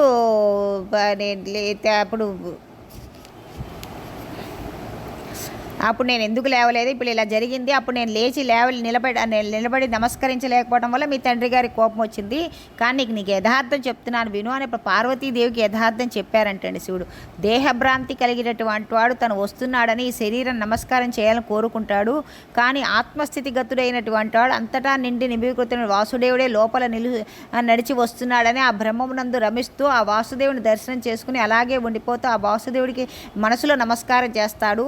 నేను అలా వాసుదేవుడిని నేను నమస్కరించాను మనసులో, కానీ అది ఆయనకి అలా చేశానని ఆయనకి తెలియదు కదా, వారి దేహబుద్ధి అందే ఉన్నారు, తన శరీరం లేచి పైకి నిలబడి నమస్కారం చేయలేదని అనుకున్నారు, అది ఆయనకి తెలియలేదు, అందుకని అలా నింద చేశారు ఆ రోజు, అందుకే నా మీద ఇంత కోపంగా ఉన్నారు అని అంటే, సరే అందుకనే నీకు ఇప్పుడు దొరకదు, అందుకని అట్లాంటి ఇంటికి వెళ్ళామంటే నీకు ఇప్పుడు నీకు అప్పుడు అవమానమే జరుగుతుంది అని చెప్పాడంటండి శివుడు. నీ తండ్రి నిన్ను పూజించరు, ఇప్పుడు నేను ప్రేమగా చూడరు, ఇప్పుడు చూడకపోయేసరికి నీకు బాధ కలుగుతుంది, అలాంటివప్పుడు వెళ్ళి అప్పుడు ఆ వేదన పొందుతావు, ఆ వేదన పొందటానికి నేను వెళ్ళవద్దు, ఆ వేదన పొందుతావు ఎందుకని వెళ్ళవద్దంటున్నాను అన్న. వెంటనే ఇక గబగబా పక్కనే పరమశివుడు రావటం లేదన్న బాధతో పుట్టింటికి బయలుదేరింది ఆవిడప్పుడు. నేను వెళ్ళాలనిపిస్తోందండి. అప్పుడు శివుడు అయితే నువ్వు వెళ్ళవచ్చు అన్నాడు. ఆయన త్రికాలుడు అండి, త్రికాల కాలం మొత్తం 3 కాలాలు ఆయనకు తెలుసు, ఆయనకి ఏం జరుగుతుందో ఆయనకు తెలుసు. ఆవిడ వెళతానంది, సరే వెళ్ళు అన్నాడు. ఆయన కూడా చెప్పాడు, ఆయన చెప్పడం వరకు వెళుతుంటే వెళ్ళి అన్నాడు, ఎందుకంటే ఆయనకి అక్కడ ఏం జరుగుతుందో అన్నీ తెలుసు కాబట్టి సరే వెళ్ళు అనేసాడు, అంతే, ఇంకా వాదన లేకుండా. సరే తల్లి గబగబా పరమశివుడు రావట్లేదని ఒక్క బాధ తప్పితే పుట్టింటికి బయలుదేరిండండి. ఆమె మొత్తం అన్ని కాళ్ళ గజ్జలు మొత్తం పొట్టపురాణలా శుభ్రంగా అంతా చక్కగా రెడీ అయ్యి మంచిగా ఇవే ఈ ప్రమదగణాలందరినీ శివుడు ప్రమదగణాలందరినీ ఆవిడ తోడుగా పంపించాడంటండి. ప్రమదగా పుట్టింటికి వచ్చిందండి. దక్ష ప్రజాపతి ఎదురుగుండా కూర్చుని ఉన్నాడండి. దక్ష ప్రజాపతి పరివారం అంతా అక్కడ కూర్చుని ఉన్నాడు. దక్షుడు ఆ యాగం శివుడి అవమానించడానికే చేస్తున్నాడు కదండి, అందుకనే ఆ భార్య వెళ్తంగా ఆ తల్లి కూతురుని ఏం పలకరించలేదండి ఆవిడ. కానీ ఆ తల్లికి కూతురు వచ్చేసరికి కూతుర్ని పలుకుని దాక్షాయిని అని పేరు పెట్టి చక్కగా పలకరించిందండి. దక్షుడు మటుకు లేవలేదండి, పలకరించలేదండి. అన్నదమ్ములు అక్క చెల్లెళ్ళు అందరూ పలకరించారండి. తను ఎంతో ప్రేమగా చూసే తండ్రి మటుకు కనీసం పలకరించలేదు, తన వంక చూడలేదు, తను వచ్చిందని పట్టించుకోలేదు. తండ్రి తన భర్తను నిందించాడని తను వచ్చిన తన కూతుర్ని తనవే ప్రేమగా చూడలేదండి. ఆమె చాలా బాధపడి తల్లి వచ్చింది, పిన్నులు వచ్చారు, అన్నదమ్ములు వచ్చారు, అందరూ పలకరించారు, సభామండపం అంతా వెతికింది. కానీ దక్షుడు భయం వల్ల కొంతమంది పలకరించారు, కొంతమంది పలకరించలేదండి. ఎవరు పలకరించపోయేసరికి ఆవిడకి కొంచెం బాధ వచ్చిందండి. ఆఖరికి యాగమండపంలో అమ్మ అలా కూర్చో అని ఆవిడ తండ్రి కూడా అనలేదండి. యాగమండపం దగ్గరికి వెళ్తే అమ్మ అలా కూర్చో అని కూడా తండ్రి అనలేదండి. ఇప్పుడు అనైపోయేసరికి అమ్మవారు ఉగ్రమైన తేజస్సుతో చూస్తోందండి. ఏంటి తండ్రి ఇంత ఇదిగా ఉన్నారు అని. ఆమె సమస్త బ్రహ్మాండాలని కాల్చివేసే శక్తి ఆవిడకున్నా కూడా ప్రమదగణాలు చూసాయండి, ఈవిడికి అవమానం జరుగుతోంది ఇక్కడ, తండ్రి పలకరించలేదు. ఎందుకంటే ముఖ్యమైన అతిథుల్ని మెయిన్ వాళ్ళు పలకరించాలి కదండి, తండ్రే కదండి ముందు. తండ్రి కూతుర్ని పలకరించకపోతే బాధపడుతుంది కదండి. కత్తులు పైకేసి ఆ దక్షుని చంపి అవతల పారేద్దామా అనుకున్నట్టుగా ప్రమదగణాలు చూస్తుంటే అమ్మవారు వాళ్ళందరినీ చంపవద్దని వారించిందండి. దక్షుడు తమ వద్దకు రమ్మని పిలిచి ఆమె ముందు నిలబడ్డాడు. అప్పుడు రమ్మని పిలిచిందండి. అప్పుడు ఆమె వద్దకు వచ్చి ముందు నిలబడ్డాడండి. అప్పుడు ఆమె, ఏమి నీ అహంకారము, పరమశివుని పట్టుకుని నీ చిత్తం వచ్చినట్లుగా కూసావు. ఇప్పుడు చెప్తున్నాను నీకు ఒక మాట, నీవు ఎల్లప్పుడూ మాట్లాడిన శివుని బూడిద రాసుకుంటాడు, భూత ప్రేతాలతో తిరుగుతాడు, శ్మశానంలో ఉంటాడు, ఇవన్నీ కారుకూతలు కూసావు కదా. శివుడి పైన ఎంత అమంగళకరంగా కనబడుతున్నాడో, లోపల అంత మంగళకారకుడు. ఎప్పుడు ఆ విచారణ చేసావా, చేతకాని వాడే శివుణ్ణి అమంగళకారుడు అనుకుంటాడు. చతుర్ముఖ బ్రహ్మగారు బొటనవేలు నుండి నువ్వు పుట్టావు. ఆ బ్రహ్మగాడు పరమశివుడు పాద రేణువులు తన శక్తి రావాలని తలపేద జల్లుకుంటాడు. అలాంటి శివుణ్ణి నువ్వు ఆ నోట బయట వస్తే 1,000,000 జన్మలు చేసేవంటి మహాపాతకాలు దగ్ధమైపోతాయి. ఒక శివ అన్న పేరుతో మనం గనక పలికితే, అటువంటి శివనామాన్ని పట్టుకుని నువ్వు తక్కువ చేసి మాట్లాడతావా? అంతటి అభయంకరుడైన ఎవరి నామం చెప్పుకుని లోకాలన్నీ సంతోషపడిపోతూ ఉంటాయో అటువంటి మహాత్ముని పట్టుకుని అనరాటి మాటలు అంటావా? దాని లోపల ఉండే తత్వం తెలుసుకునే ప్రయత్నం చేయకుండా నీ చిత్తం వచ్చినట్టుగా మాట్లాడుతున్నావు. పైకి మాంసనేత్రాలకు ఏది కనబడుతుందో అది చూసి దాన్ని బట్టి మాట్లాడటం నేర్చుకున్నావా? ఇలా మాట్లాడవచ్చా? నీకు ఒక మాట చెప్తున్నాను విలు. అతని శాస్త్రము సిద్ధాంతం నందు నీకు తెలుసా? ఎవరైనా శంకరుడు నింద చేస్తే వారు నాలుక పైకి లాగి కొండ నాలుక ఉన్నంత వరకు కోసి కత్తిరించేసేయాలి. అది నీకు తెలియని చేయటానికి అధికారం లేని పక్షంలో అక్కడ ఎవరైనా ఇప్పుడు ఎప్పుడైనా శివనింద జరుగుతుంటేటండి అలా చేసేయాలటండి మన నాలిక తీసుకుని. అలా లేని అధికారం మనకు అక్కడ అంత ఇది లేదనుకోండి, అధికార పక్షం లేదనుకోండి, ఆ ఉత్తర క్షణం శివనింద ఎక్కడ జరుగుతుందో అక్కడ మన చెవులు మూసుకుని బయటికి వచ్చేసేయాలి. ప్రాయశ్చిత్తంగా ఆ రోజు మనం అన్నం తినకుండా ఉండాలి. శివనింద అంత వినకూడదు కూడా మనం. అలాంటి శంకరుడు గురించి నువ్వు ఇలా మాట్లాడుతున్నావు, నువ్వు దుర్మార్గుడివి, దుష్టుడివి, నువ్వు శంకరుని నింద చేసావు కాబట్టి ఇక ఎప్పుడైనా ఈ పవిత్రమైన శంకరుని పక్కన సాన్నిధ్యం కూర్చొని దాక్షాయిని అని పిలుస్తారు. దుర్మార్గుడైన నీ కూతురికి దాక్షాయిని అని పిలిపించుకోవడం నాకు ఇష్టం లేదు. నువ్వు శివనింద చేసావు కాబట్టి ఇంకా నీకు నన్ను దాక్షాయిని అని నీ పేరుతో పిలవడం నాకు ఇష్టం లేదు. అందుకని చెప్పి నేను ఈ శరీరాన్ని వదిలిపెట్టి అగ్నిహోత్రంలో కలిసిపోతాను అని పద్మాసనం వేసుకుని కూర్చుని, దుర్మార్గుడైన దక్షిని పలకరించలేదు, పద్మాసనం కూర్చుని అని చెప్పి నువ్వు పలకరించలేదు కదా, నన్ను కూడా పలకరించలేదు. శివనింద చేయటమే కాకుండా నేను వస్తే నువ్వు తండ్రి కూతుర్ని కూడా పలకరించకుండా ఇంత ఇది చేశావు. అందుకని పద్మాసనం వేసి కూర్చుని అమ్మవారు ప్రాణాపాన వ్యాన వాయువుల్ని నాభి అందు నిలబెట్టి అపాన ఉదాన వ్యాయులు హృదయం నందు ఉంచి పైకి తీసుకొచ్చి కనుబొమ్మల మధ్య నిలబెట్టి ఇంద్రియముల్లోంచి అనీలమైన అగ్నిని ప్రేరేపణ చేసి యోగాగ్ని యందు తన శరీరం దగ్ధం చేసుకుని బూడిది కుప్పయ్య కింద పడిపోయిందని.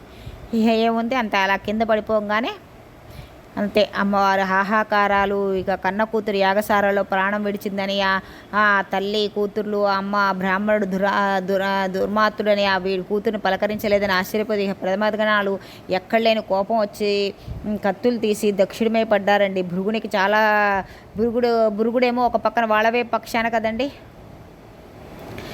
శంకరుడు భార్య మరణించిందని ఆయన అందులోంచి హోమంలోంచి రబలు అనబడే దేవతలు సృష్టించి రుద్రగణాలను తరిమి కొట్టాడండి ఆయన. అప్పుడు భృగు మహర్షి ఆ రుద్రగణాలన్నీ వీటిమే పడిపోతుంటే అప్పుడు వెళ్ళి నారదుడు వెళ్ళి శంకరుడు చెప్పాడు. ఆయన ప్రశాంత ధ్యానమగ్గుడైన కూర్చుని ఆయన ధ్యానం చేసుకుంటే, అయ్యా వెళ్ళి దక్షుడు ఇలా ప్రవర్తించాడు, నీ భార్య శరీరం విడిచిపెట్టి యోగాగ్ని దగ్ధమైపోయిందని చెప్పంగానే అంతే శంకరుడికి ఎక్కడలేని అంత శాంతమూర్తికి రుద్రుడైపోయాడంటండి. ఒక్కసారి లేచి అట్టహాసం చేస్తే తన జటాజూటం నుంచి ఒకటి తీసి కొట్టేసరికి అందులో రుద్రుడు అనే అవతారం, వీరభద్రుడు అనే అవతారం వచ్చిందంటండి. ఆ వీరభద్రుడు వెళ్ళి ఇంకా భీకరంగా ఒక అవతారం వచ్చి ఆయన వెళ్ళి ఆదేశించారండి. ఇప్పుడు ఈ రుద్రుడు ఆదేశించారంటే వెళ్ళి దక్షయజ్ఞం ధ్వంసం చేసిరా, బయలుదేరి వెళ్ళు అని చెప్పి దక్షయజ్ఞం ధ్వంసం చేసిరా అంటే వెళ్ళారంటండి. వెళ్ళి చేసేసరికి అప్పుడు అలా బయలుదేరి పరమశివుడు ఒకసారి ప్రదక్షిణం చేసి ఆయన దగ్గర ప్రదక్షిణం చేసి ఆ వీరభద్రుడు ఆ దక్షయజ్ఞ ప్రదేశానికి వెళ్ళి ధ్వంసం చేయి అన్నాడు కదా అని శంకరుడు అక్కడికి వెళ్ళాడండి. కానీ ఆయనకు కాళ్ళు ఉన్నటువంటి మంజీరాలు పెద్ద పెద్ద దొండతో వీరభద్రుడు పెద్ద శూలం పట్టుకుని బయలుదేరాడు. ప్రళయతాండవం చేస్తూ లోకాలన్నీ లయమైపోయి భూమండలాలని మోసుకెళ్ళి 4 ఏనుగులకు శంకరుడు తన త్రిశూలం ఇచ్చి భూమండలాన్ని మోసిన శంకరుడు తన త్రిశూలం ఇచ్చి తన భుజం మీద త్రిశూలం ఇచ్చి తన ఇది భుజం మీద వేసుకుని ప్రళయతాండవం చేసుకుంటూ బయలుదేరండి. ఆయన ప్రమదగణాలన్నీ వచ్చేస్తున్నాయండి. ఆ శబ్దమును యాగంలో వాళ్ళవారు వెళ్ళారండి. దక్ష ప్రజాపతి మా ఆయన చేయకూడని పని చేశాడు, ఉపద్రవం వచ్చేస్తుంది అనుకుందండి. ఇందులో అక్కడ ఉన్నవాడందరూ ఎవడ్రా ఈ మహానుభావుడు, శంభో శంకర అంటేనే చాలు ప్రసన్నమైపోయేటువంటి వాడు, అటువంటి వాడు ఇవాళ ఇలా వచ్చేస్తున్నాడేంటి, కోపంతో ఇలా వచ్చేస్తున్నాడేంటి అని ఇక్కడ ఒక రహస్యం ఉందండి. శంకరుడికి ఏమి చేసినా దోషం రాదండి, ఏమి చేసినా రోషం రాదు. అలా వచ్చేస్తే ఆయన జ్ఞాని ఎందుకు అవుతాడు, భర్గత్వం ఎందుకు భర్గుడు అని పిలిచాడు అనుకున్నాం. మరి ఇక్కడ కోపం వచ్చింది కదా, పిల్లలు ఇక్కడ మరి కోపం వచ్చింది కదా, మరి ఎందుకు వచ్చింది అంటే మరి పిల్లలు ఎప్పుడైనా పిల్లలు గాడి తెప్పారనుకోండి, పిచ్చి పిచ్చి మాట్లాడుతున్నారనుకోండి, వయసుకు మించిన మాట్లాడుతున్నారనుకోండి, చేయకూడని పనులు చేస్తున్నారనుకోండి, అప్పుడు తండ్రిగా మనం ఏం చేస్తాం, వాళ్ళ మీద నిజంగా కోపం వచ్చినట్ట కాదు కదా, వాళ్ళకి నిజంగా మనకేం ద్వేషం, వాళ్ళని బాగు చేయాలని చెప్పి వాళ్ళ మీద కోపం వచ్చినట్టుగా నటిస్తాం, అంతే తప్పితే వాళ్ళ మీద నిజంగా మనకు కోపం ఉండదు. పిల్లల్ని బాగు చేయడానికి తల్లిదండ్రులు ఎప్పుడైనా ఏంటంటే కోపం వచ్చి నటిస్తారు. అలాగే ఇప్పుడు జగతపితరో వందే పార్వతీ పరమేశ్వరో కదండి, ఈ తండ్రికి ఆ కొడుకు మీద ఒక రకమైన ఒక కోపం నటిస్తున్నాడు. ఎందుకంటే ఆ తండ్రి పిల్లవాడు పాడైపోతున్నప్పుడు అంతే కదండి. ఇప్పుడు అమ్మాయినా అంతే, పిల్లవాడు పాడైపోతుంటే అమ్మ మాట వినట్లేదు, తండ్రి దగ్గరికి వెళ్ళి చెప్తుంది. అందుకేనండి అమ్మవారికి ఎప్పుడైనా ఒక శక్తి, ఆవిడ రుద్రుని చేయగల శక్తి అమ్మవారికే ఉంది, ఆవిడని శాంతపరిచే శక్తి అమ్మవారికి ఉందండి. శివ విశ్వస్య బేజసి, అమ్మవారిని రుద్రుని చేయగలదు, అలా అని శాంతమూర్తిని చేయగలదు. ఎందుకు పిల్లలకి తల్లి అంతే కదండి, పిల్లల్ని కొట్టే ఇప్పుడు కోపం వచ్చింది అనుకోండి, వాడు అసలు మాట వినట్లే చేయట్లేదని తండ్రికి ఎక్కించి చెప్పి గబక్కన పిల్లవాడిని 2 అరిచే వాడికి భయం కలిగిస్తుంది. ఎందుకంటే వాడు బాగుపడాలని, తల్లికి ఏమి వాడి మీద ఈ ప్రేమ లేక కాదు. అలాగే తర్వాత తండ్రి బాగా ఇచ్చేస్తాడు అనుకోండి, అయ్యో అదేంటండి అంత బాగా తిట్టేశారు, పాపం వాడు చిన్నబుచ్చుకున్నాడేమో, మీరు మరీ అంత ఇదిగా చేసేస్తే ఎలాగా అని ఈవిడే చెప్తుంది. మళ్ళీ ఏదో వాడేదో పాపం చిన్నపిల్లాడు తెలియక చేశాడు, మెల్లగా చెప్పాలి కానీ అని మళ్ళీ ఈవిడే చెప్తుంది తండ్రికి మళ్ళీ అలా అన్నమాట. ఇప్పుడు వీళ్ళు కూడా జగత్తప్పితరవు వందే పార్వతీ పరమేశ్వరవు కదండి. అందుకనే ఇక్కడ ఏంటంటే ఆ రుద్రుడికి కోపం వచ్చి ఆ దశయజ్ఞాన్ని పట్టి చేయమంటే అప్పుడు వెళ్ళి అక్కడ ఉన్న వాళ్ళందరినీ చంపేసి అప్పుడు ఏం చేశారంటే వీరభద్రుడు వెళ్ళి దక్ష ప్రజా దగ్గరికి వెళ్ళి ఆయనకి కింద పారేసి ఆయన గుండెల మీద కత్తి పెట్టి పొడితే ఆ కంఠం తెగలేదంటండి. ఆశ్చర్యపోయాట. దక్షుడి శరీరం అంతా మరి మంత్రపూతం అయిపోయింది ఉంది కదండి, ఎలా తుంచాలా అని ఆలోచిస్తుండగా ఆ దుర్మార్గుడు శివనింద చేసినందుకు యజ్ఞ పశువు శరీరం ఎలా తుంచి చెయ్యాలో అలా తుంచేశాడండి. తన గుండెల మీద కుడికాలు వేసి తొక్కిపెట్టి తోటకూర కాడను తిప్పేసినట్టుగా కంఠమును తిప్పేసి యజ్ఞంలో వెలుగుతున్న అగ్నిహోత్రంలో పారవేసి ఆ శిరస్సుని యజ్ఞంలో కాలిపోయిందండి. తల ఎటువంటిది లేదండి, మొండెం మాత్రం పడి ఉందండి. బ్రాహ్మణులు ఆ దృశ్యం చూసి ఇంత గొప్పగా దక్షయజ్ఞం జరిగిపోయింది, దక్షయజ్ఞ ధ్వంసం జరిగిపోయింది, ఆహాహాకారాలు చేస్తున్నారు, ఎక్కడ వారు అక్కడ ఉండిపోయారు, ఈ ప్రమదగణాలు రాళ్ళు రువ్వేస్తున్నారు, ఇదైతే సృష్టి శివనంద ఎంత భయంకరమో, భగవంతుని యందు భేద దృష్టి ఎంత ప్రమాదకరమో అని ఇప్పుడు అందరూ ఏంటంటే ఇప్పుడు ఈశ్వరుడు మనకి ఎవరు మళ్ళీ ఎప్పుడు ఈ వీరభద్రుడిని శాంతింపచేసే శక్తి మళ్ళీ ఆ ఈశ్వరుడికే ఉంది కదని ఆయన దగ్గరికి వెళ్ళి వేడుకుందామని అప్పుడు అందరూ కలిసి చతుర్ముఖ బ్రహ్మగారి దగ్గరికి వెళ్ళారంటండి. అయ్యా ఇలా జరిగింది ఇంత పాపం చేయకూడని పాపం చేస్తాము అందుకని చెప్పి అప్పుడు ఆ బ్రహ్మగారు అండి, అసలు శివుడికి హవిస్సు లేకుండా యజ్ఞం ఏంట్రా, మీరంతా చేసేదంతా చేసేసారు, ఇప్పుడు ఎలా అంటే క్షమించండి అనేసరికి మరి తప్పదు కండి, మరి క్షమించామన్నప్పుడు క్షమించాలి కదా. పరమేశ్వరుడు యజ్ఞంలో హవిస్సు లేకుండా యజ్ఞం చేశారు, ఎందుకు ఆ యజ్ఞం పనికొస్తుందా అని చెప్పి సరే మొత్తం అందరూ బ్రహ్మగారు అందరూ కలిసి ఒకే మాట మీదకి వచ్చి శివుడి దగ్గరికి వెళ్ళి, నాయన ఏదో తప్పు చేశారు వాళ్ళని క్షమించు, ఇంకా రక్షించు అంటే అప్పుడు ఒక మేక తలకాయ ఉంటే ఆ దక్షిణ మొండానికి అక్కడ అతికిచ్చి ఆ మేక తలకని చెప్పించి ఆ యజ్ఞాన్ని మళ్ళీ పూర్తి చేయించారండి. ఇప్పుడు దక్షిణకి ప్రాయశ్చిత్తంగా అహంకారం అంతా పోయి నేను చాలా పొరపాటు చేశాను, ఎంత పొరపాటు చేశానో సర్వము బ్రహ్మము చూస్తున్న శంకరుడే నేను నా అల్లుడుగా భావించి నేను ఒక తుచ్చమైన ఆలోచనతో ఇంత ఇదిగా చేశాను, నన్ను క్షమించండి అని ఇచ్చేశారట. తర్వాత రక్షపతాపతి వెళ్ళి తన యజ్ఞాన్ని అంతా పూర్తి చేసి మొత్తాన్ని శ్రీమన్నారాయణుడు స్తోత్రం చేసి శ్రీమన్నారాయణ స్తోత్రం చేసి అప్పుడు స్తోత్ర ప్రత్యక్షమయ్యాడు. ఒక్క బ్రహ్మమే శివుడిగా కనబడుతుంది, ఒక్క బ్రహ్మమే విష్ణువుగా కనబడుతుంది. అలా మళ్ళీ శ్రీమన్నారాయణ స్తోత్రం చేసి అంతా బ్రహ్మ అంటే అంతా ఒకటేనండి, విష్ణువైనా శ్రీమన్నారాయణుడైనా ఎవరైనా అంతా ఒక్కటే, యజ్ఞకర్తవి నువ్వు. అందుకనే కదండి మన విష్ణు సహస్రనామంలో కూడా యజ్ఞ సాధన నిన్న కూడా చెప్పుకున్నాం. అంతా ఒకటేనండి, పరబ్రహ్మ స్వరూపం అనేది ఒక్కటే స్వరూపం. అది మనం చూసే కళ్ళు బట్టి నేను చెప్పుకున్నాం కదండి, మన మనసుకి ఏ రూపం వస్తే ఆ రూపం అన్నారు. కొంతమందికి మహావిష్ణువు అంటారు, కొంతమంది శివుడు అంటారు, కొంతమంది వీళ్ళు అంటారు. అలా ఏ రూపం అవతారంగా వచ్చింది మనం ఏ రూపం అయినా అట్లా అని వాళ్ళంతా బ్రహ్మమే అనమాట. అందుకని మన రాగద్వేషాలు లేకుండా ఉన్న సత్యం ఉన్నట్టు గ్రహించి యథార్థ బుద్ధితో కూర్చుని ఈ వ్యాఖ్యానం మనం వింటున్న వారు ఎవరైతే ఉన్నారో అటువంటి వారికి ఏ రోగములు వచ్చినా వాళ్ళకి అపమృత్యు దోషం అనేది ఉండదంటండి. అపమృత్యు దోషం పోయి ఆయుర్దాయం కలుగుతుందంటండి. దరిద్రుడైన వాడు ధనవంతుడు అవుతాడంటండి. సంకటహారణాలన్నీ పోతాయంట. చిట్ట చివరికి ఉన్న భవబంధాలు నశించి ఎవరు దక్షయజ్ఞ ధ్వంసం చదువుతారో అట్టి వారికి తుట్టతడుకు ఊపిరి తీస్తున్నప్పుడు ఈశ్వరానుగ్రహం కలిగి వారి శివనామం చెప్తూ కైవల్యం పొందగలరు. అట్టి గొప్ప ఫలితం దక్షయజ్ఞ ధ్వంసాన్ని ప్రకటించారంటండి. అలా ఇప్పుడు దక్షయజ్ఞం చివరికి మళ్ళీ పూర్తి చేశారండి. అందుకని శివ స్తోత్రం లేని పూజ ఉండదండి. అందుకని ఎక్కడికి వెళ్ళి ఏంటంటే శివుడికి హవిస్సు ఇవ్వకుండా యజ్ఞం ఏంటండి, అది ధ్వంసం అయింది అంతే. మళ్ళీ తర్వాత ఆ ధ్వంసం మళ్ళీ శివుడే మళ్ళీ పూర్తి చేశారండి. అందుకని యజ్ఞ ధ్వంసం అయితే అవ్వలేదు, కానీ శివుడు లేకుండా యజ్ఞం చేశారు కదండి, అందుకని చెప్పి అక్కడ అనమాట. సరే అండి, ఇది దక్షయజ్ఞ కథ అండి. సరే, రేపు ధ్రువోపాఖ్యానం అని, అసలు ధ్రువుడు అండి, అది ఆ కథ చాలా బాగుంటుంది. ధ్రువోపాఖ్యానం మ్యాక్సిమం ధ్రువోపాఖ్యానం అందరికీ తెలిసే ఉంటుంది. ధ్రువోపాఖ్యానం చదివితే ఎంత అద్భుత ఫలితం ఉంటుందో అనేది కూడా చెప్పారండి ఆ ధ్రువోపాఖ్యానం. సరే, ఆ ధ్రువోపాఖ్యానం రేపు చూద్దామండి.